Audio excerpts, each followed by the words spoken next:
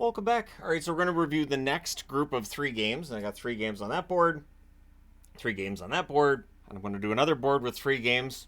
Might get 5 reviews today. All right, so we're going to go ahead and talk about the Dallas Stars and Edmonton. And so that's 2 out of 2 teams that I've watched that I cheer for that have lost in overtime today. So it's Pickard versus Ottinger, as Pickard continues to show he can be a good backup in the NHL.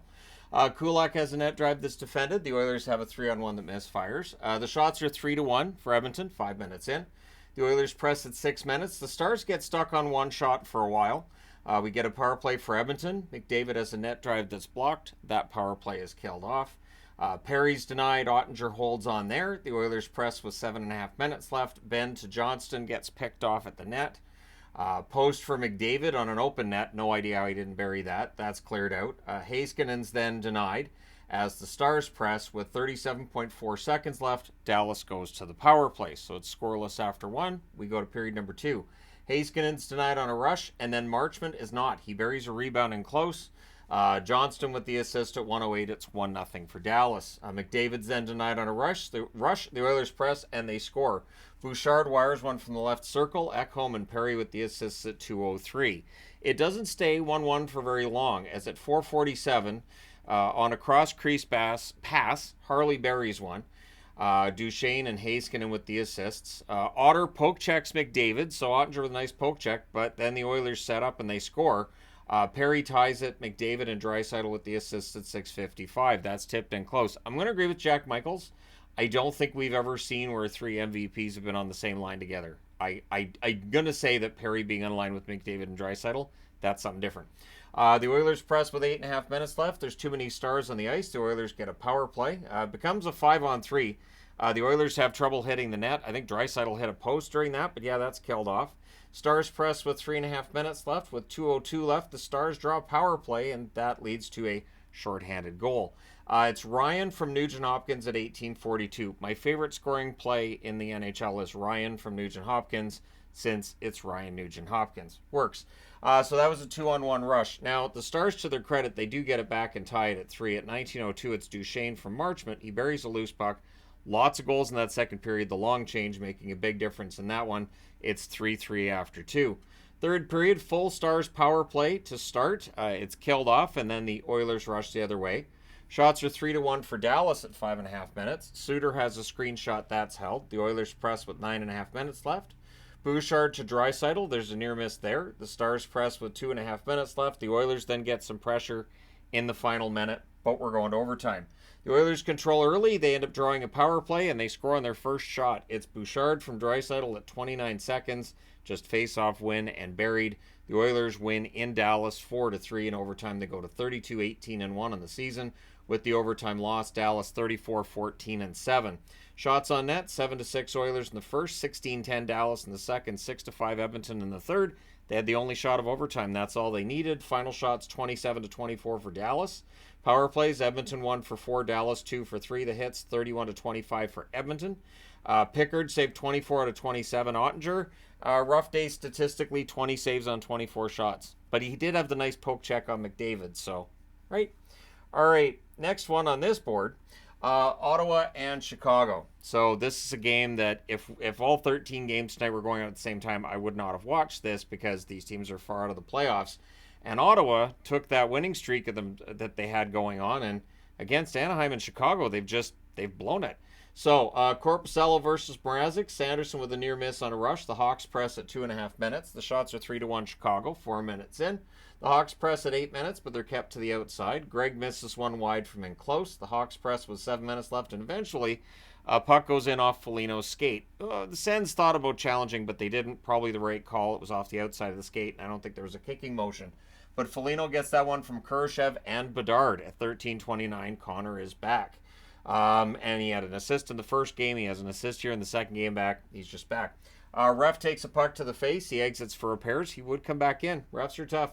Radish has a net drive turned aside, and then Stützle ties the game. He scores from Giroux and Joseph at 15:57. The Sens press with 2.5 minutes left. Bedard with a near miss in the final minute. It remains 1-1 after 1. Second period, early Sens power play. There's a shorthanded post for Jason Dickinson. That power play's killed off. Shots are 2 apiece, 4.5 minutes into the period. Anderson fires one wide on a 2-on-1 rush. We get a power play for Ottawa, and they score. It is Chychrun on tic-tac-toe play from Tarasenko and Stützle at 8:13. So Stützle with a goal and an assist today, and the Sens now with the lead 2-1. Tkachuk then has a chance that's saved, it's cleared out, and then Bedard. It just trickles through, but it's a goal. Bedard with a goal to go with his assist. Kurashev with the assist at 10:54. And then the Hawks are looking for the lead. Now they've tied it at 2. Things get pushy on a hold by Mrazek. Kelly fires one high on a rush. The Sens press with 2.5 minutes left. Donato has a net feed that's picked off, but yeah, it's 2-2 after 2. Third period. Mrazek is the reason this is staying tied early in that third period. It's all Ottawa. Chychrun has a one-timer that's saved. 6 minutes into the period, the shots are 10-2 for Ottawa. So that's where Mrazek's earning his money. Remember, Toronto gave them a first-round draft pick to take Mrazek off their hands due to his contract. We get a power play for Chicago. That's killed off. Giroux to Stützle gets blocked. Great Bedard goal, but it's offside. So much for that goal. And you can just hear like NHL execs everywhere just throwing their arms in the air and going, seriously, that could have been in the highlight reels. Nah. So Tkachuk has a rush chance that's caught and held. The Hawks press with 3.5 minutes left. Eventually, they score. Dickinson from Tyler Johnson and Joey Anderson at 18:08. So the Sens pull the goalie off the face-off because now they're behind. But the Sens really didn't get much. They didn't get much of a setup. I mean, it's not like the Hawks hit the empty net either, but the Sens didn't really get that push. So the Hawks win 3-2. They go to 15-37-3 with the win. With the loss, Ottawa 22-27-2. And these last two losses really hurt. Anaheim at home and Chicago on the road. You got to win those. Shots on net, 8-7 Chicago in the first, 22-6 Ottawa in the second, 13-8 Ottawa in the third. Final shots, 42-22 for the Senators. Power plays, Ottawa 1 for 2, Chicago 0 for 1. The hits, 21-20 for Chicago. Korpisalo saves 19 out of 22. Mrazek, another great game, 40 saves on 42 shots. So, yeah, he's a pretty good goaltender. All right, and last one to talk about now is Detroit and Calgary. You've got the Tony the Tiger magnet and the No Mercy magnet, because it's one of that. It feels like it's a rare combination, and yet it's the third time this week we've seen it. So it's Reimer versus Markstrom. Things get pushed in a hole by Markstrom. Sharangovich fires one high. Some pressure by Calgary. They're leading in the shots 2-1 at 4.5 minutes. And they would stay about 2-1 in shots throughout the game, really. Perron fires one wide. It's cleared out. Fisher's denied from the slot. The Flames press 9 minutes in. The Wings get zone time. They're not getting shots at this point, though. Calgary doing a good job of keeping them to the outside. DeBrincat has a one-timer that's saved. Huberdeau has a rush chance saved as well. We get a post for Backlund as the Flames press. We then get a power play for Detroit, and they score on it, and they score on it quickly. 3 seconds in at 14:55, Kane posting in on it too. DeBrincat and Fabry with the assists. And then at 15:57, it's a turnover. It's buried. It's Confer from Raymond. It's 2-0 Detroit.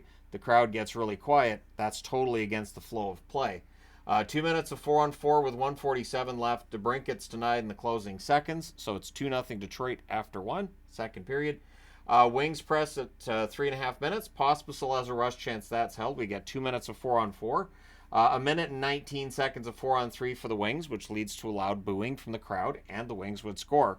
Larkin on the power play from Kane and Gostisbehere at 5:12. Sharangovich has a shot that deflects out as the Flames look to answer, but the Wings score again. At 6:41, on a great pass, Perron scores. Kopp and Veleno with the assists. I think they gave this to Kopp, actually. I think this goal's Kopp's now. But anyways, it's buried. That ended the day for Markstrom. Vladar goes into the net. Flames press at 9.5 minutes. The Wings doing a good job blocking. We get a power play for Calgary. That's killed off. Flames press with 2.5 minutes left, but with 1:31 left, Detroit with a power play. Things get punchy with 1:20 left. That pulls the Wings off the power play. It becomes 4-on-4. So we go to the third period with Detroit up 4-0.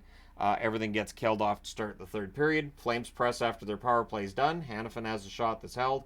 Anderson fans on a chance on the rush. The shots are 6-0 Calgary at 4 minutes. They made Reimer work for it. Absolutely. Power play for the Wings. There's a shorthanded Anderson shot that's saved as that comes to an end. Wings go back to the power play. This is where the referee's informed that he sucks. 28 seconds of 4-on-4. Then it becomes a 4-on-3 for power play, which means it becomes a 5-on-3 for Calgary. And we get a post for Sharangovich. The Flames then call a timeout during the 5-on-3. But whatever they talked about, Detroit, they countered it. They killed off the rest of that 5-on-3. Fabry Desprong gets picked off, and then Raymond from a distance.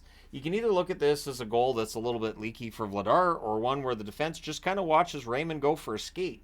But Raymond scores from Sider at 15:40. I don't think you'd be wrong to pick either the defense or the goaltending for what let down Calgary today. I think the answer is, yeah, both. So the Bluebirds close this out. Detroit wins a big one, 5-0. They needed this right after the last two games going the way they have. Shots on net favored Calgary the whole way, 12-8 in the first, 16-8 in the second, 10-4 in the third. Final shots 38-20 for Calgary. Power plays 2 for 5 for Detroit, 0 for 5 for Calgary. Hits 29-15 for the Flames. Reimer saved all 38 shots. This is the second time in his career he shut out Calgary. Markstrom saved 8 out of 12, and then Vladar saved 7 out of 8. So there you go. There's your second review of the day. Let me know your thoughts about these games in the comment section below as always. And stay tuned. There will be more reviews to come today. Don't forget to hit like and subscribe in the event that you haven't so far. And thank you guys so much for all your support. I will talk to you again soon.